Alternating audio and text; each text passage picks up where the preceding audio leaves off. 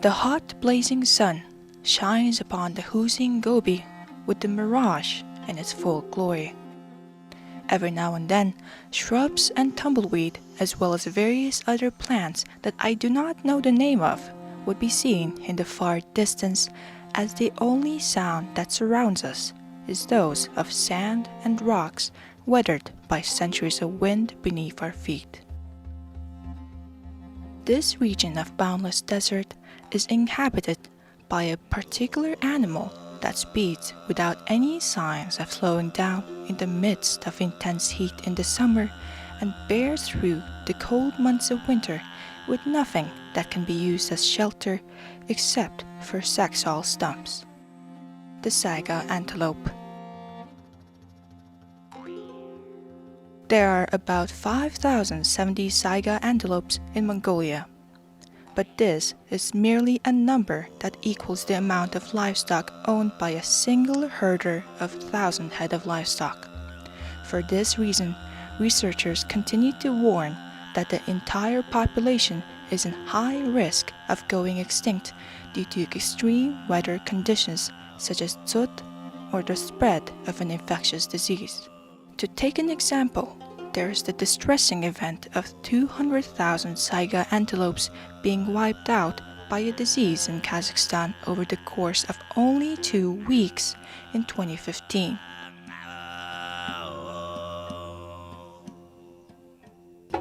Thus, our reporting team went on a journey to learn more about the saiga antelope with the first stop, the Worldwide Fund for Mongolia Program Office.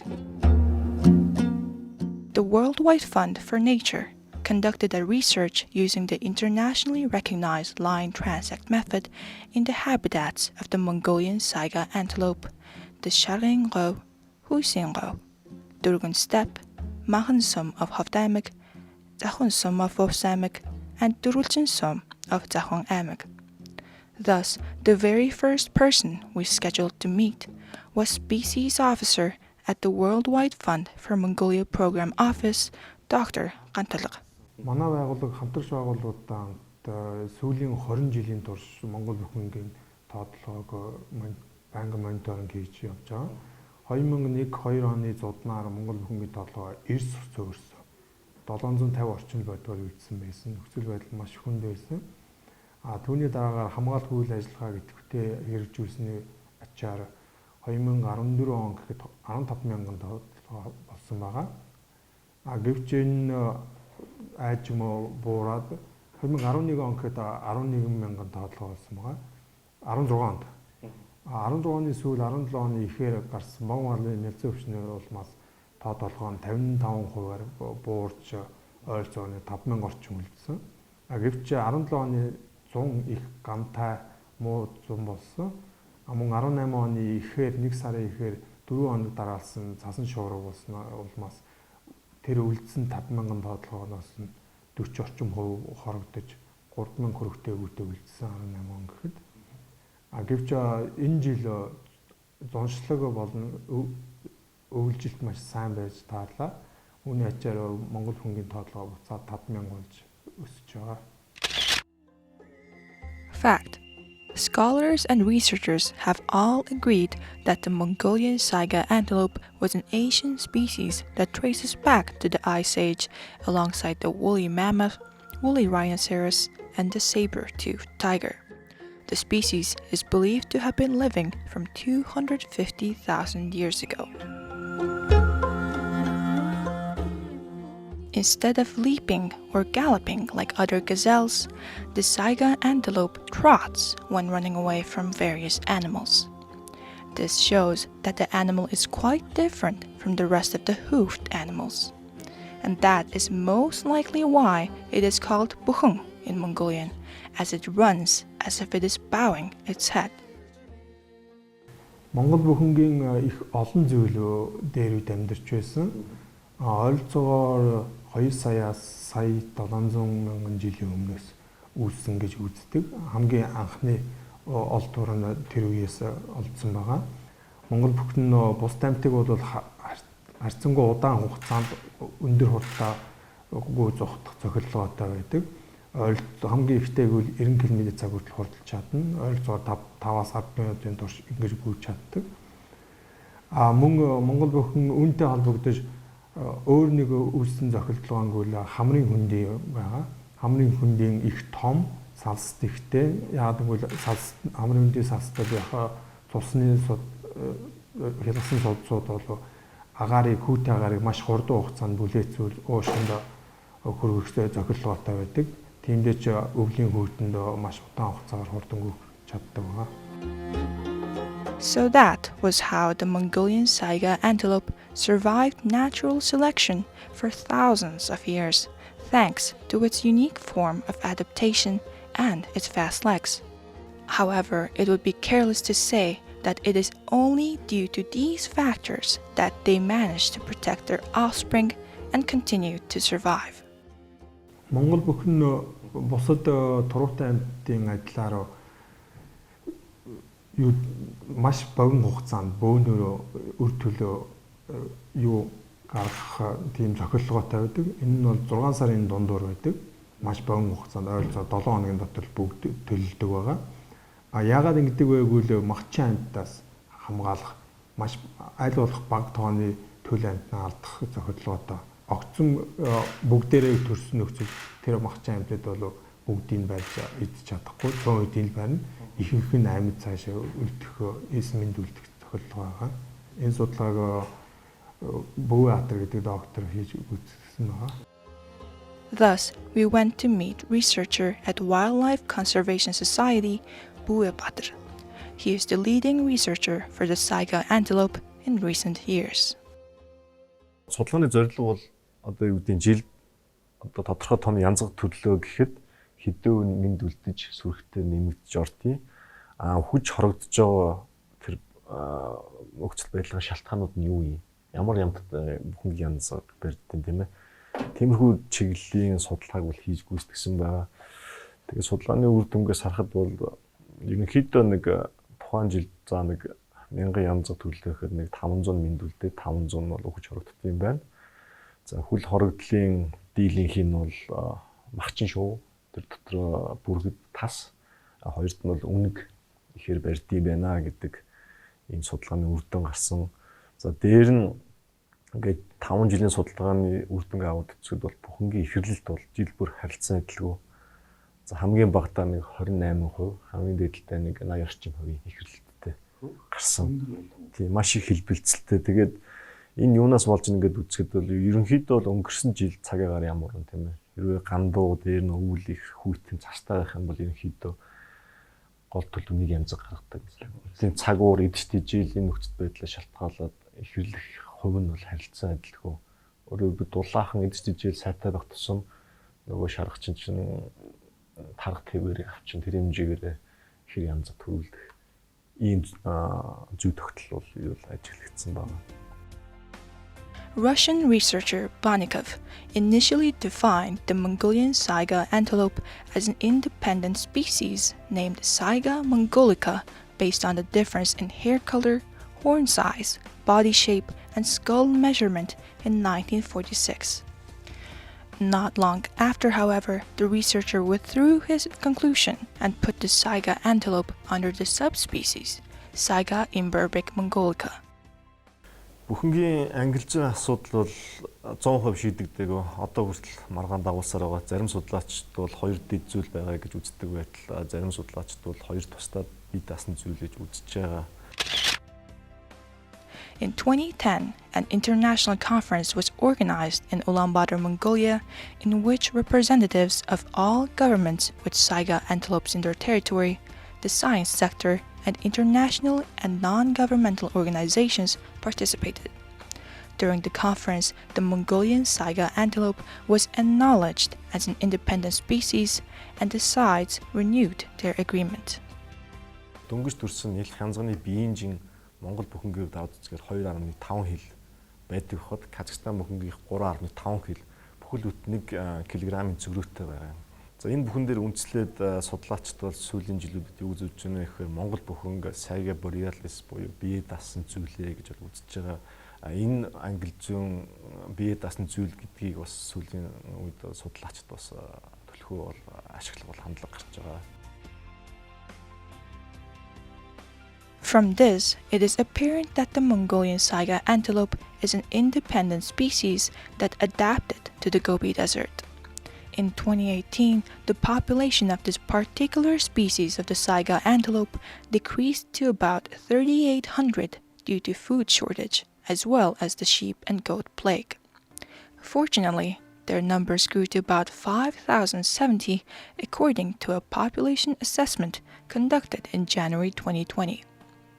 However, the factors that endanger their population to decrease have yet to be fully dealt with, said researcher Buabatir, and continue to tell us that the relocation of saiga antelopes to their natural habitat has not been made for many years. One of the people that were initially involved is my professor, Dr. Amaklan. From him, you will be able to learn much more about the saiga antelope as well as the causes for the decrease in their population. And so, the next stop for our reporting team was the home of zoologist Dr. Amaklan.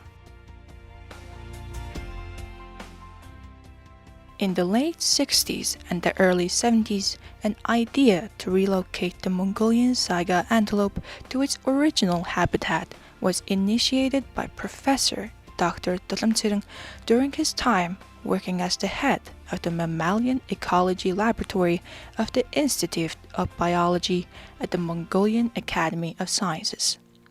A group of researchers were appointed to work on the relocation of saiga antelopes in the 70s, and one of them was a student of Dr. Tulamtsirang, Dr. Amaklan. Багштайгаа бид нэр говийг тархан газрын мэрэгжилтэн тэр тулгот Бадамханд бүрөвдөрж тэгээ Өдөрмний Баатар Чулуунгаа бид нэр цуг Шаргын говоос 86 87 88 онд жил болгоны 30-аад янзаг барьж тэжээж тэр алтай өөр говьд байршилт нутгшуулсан. Энэ бол бас маш их одоо тэр нутгшуул тэр янзаг барьж үржүүлж тэгээд тэжээж ингэжсэн тэр юу бол маш их үйл явдалтай л. Ерөө тухай тэгээд манай багш шийдэл үгүй ерөөсөө энэ хайдаг юм аваад хайдаг юм шууд хөлөөр ахуулчих. Гэл ингээл. Тэгээд тэр Шаргын говоос айлуудаас хайдаг юм хөдөлдөж яваад дархан газар одоо хөдөлгөөний Баатар Чулуунгаа л хийс ажилтай хайдаг юм хөдөлдөж яваад. Тэгээд тэрнийг одоо бүхэнгийн янз бариад хөхүүл сургаж байгаа. Тэгээд ямааг нь 2 хүн бариад янзгаа нэг хүн барь доохор ингээд өчөө. Тэгээд яг нь ялхаант чинь тэгээд юу ягаад хөхөд сурчдаг юм бэл тэ. Ямаа нь бол нэлээд хэсэг байж ийж тэгээд дасдаг. Тэгээд сүүлдээ дасчих тэр бүр хөөрхөн. Нөгөө мо ямаанууд чинь ингээд майлал нөгөө янзгаа дагаал гэдэг. Бүхэнгийн янзх ч өсрөөд тэр хоол бараа сургахгүй давчихна. Хойноос нь мос хайдаг юмнууд майлал дагаад давчихна. Тэгээд ямаанууд их сонио. Тэр янзгнууд хооронд нь юурээс ялахгүй ямаач одоо өөрийнхөө ишгээ тань штэ. Өөр ишгээг үл хөвөлөх. Тэгэд бол янзгнууд очиад ингээд тал талаас нь өгч яхад мэдхгүй үнэрлээд ингээд тэр бүхэнгийн янзгны үнэрийг тэр ямаа таньдгүй шиг л тэр. And that was how the saiga antelope fawns were being raised at a site named Somonghat in Bayambulaksum of Qawalta Amag. Despite having extensive knowledge and traditional methods to bring together newborn lambs and kids that were rejected or left behind with other lambs, it was evident that they lacked the experience in raising wild animals. Эхний жил бид нэр их туршлагатай энэ гэрээ ямаануудаа нэг вакцин зүйлж янз бүрийн халдварт өвчнөө зурчлан сэргийлэв. Зүгээр айл асуудалж байгаа шууд өхүүлсэн чинь янзгнуудын маань ихэнх нэг бог малын нэг омроо гэдэг өвчин. Нэг уруулна ингэж идээлээд ингээд цэврүүтэй тэгээд халуураад өгдөг. Тэгээ өгөөж чадахгүй тэгэл өгдөг тийм омроо гэдэг өвчин. Их өвс тал ойн шахуу өгсөн. Дараа жилээс нь тэгээд яма хөхүүлэх ямаануудаа ч вакцинжуулаад юунуудаа янзгандаа ч гэсэн тэр омрууны вакцин гэдгийг янзгнуудаа хийгээд ингээд үл тэр бог малын өвчин бол тэр янзган тусаагүй тийм арга хэмжээ. Тэгээд цаашдаа энэ говийг тархан өдрийн тэр сухай тийм болог тэгшийн болог гэл бүр сүйдээ Баян хонгор Сумаат найрдаг тэр Баян болог гэж их сайхан устай болог байсан. Тэнд аваачаад тэнд нь тэгээ бүр том хашаа өрөөд тэгээ ямаатай янзгнуудаа ингээд дотор нь хийгээд ингээд. Тэгэл өвөл нь болох тэр орголж нь тийжээл өвс тэгээд булган бэлэн урсж байна. Тэгээд тэр янз хөхүүлжсэн ямаанууд тэгээд бэлэн өвөлж ин тэр бэлэн тийжээл ерөөс задгаа ингээд тэр янзган читэн тэр тийжээлээд нь ямаан читэн тий том хашаан дотор ингээд сул чөлөө тэрэг. Тэгээд дараа жил нь тэр бас сони тэр задгаа их тийжээл дээр усан дээр ингээд байсан тэр дандаа хайдаг ямаанууд дараа жил нь дандаа ихэр янз гаргасан. Тэгэхээр бас энэ малд чи ихрийн удам гэж байдгүй зүгээр ерөөсө тарга хүч сайтэлүүл ихэрлж идэг л. During the implementation of the project between the years of 1985 and 1989, a total of 54 saiga antelopes were released in the sites of Zahui and Bayambulak in Govalta Amag. As the animals were able to reproduce on their own, the project was deemed successful in proving the full capability of relocating the antelopes.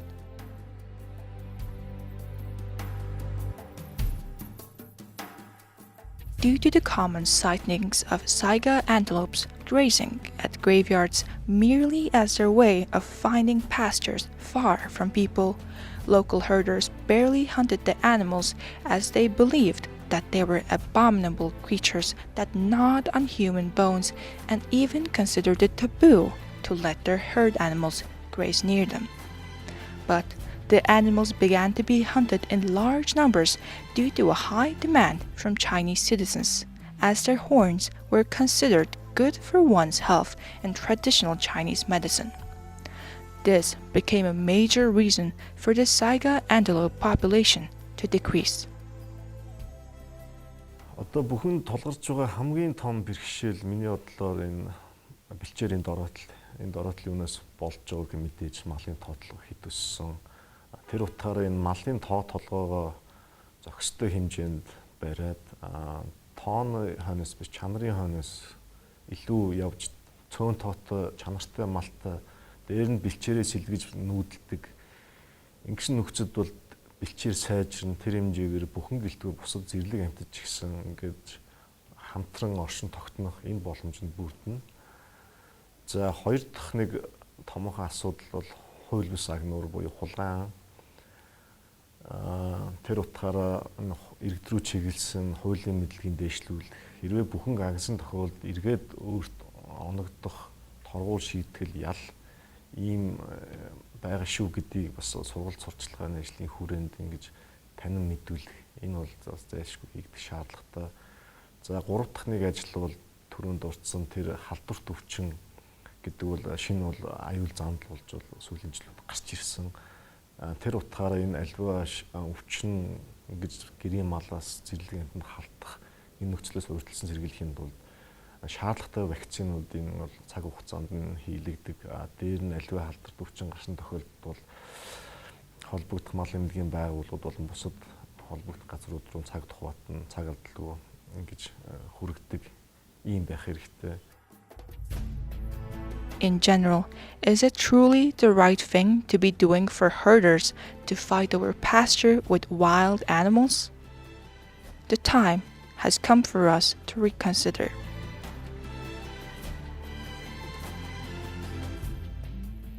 This species of animal that survived natural selection for 250,000 years speeds along.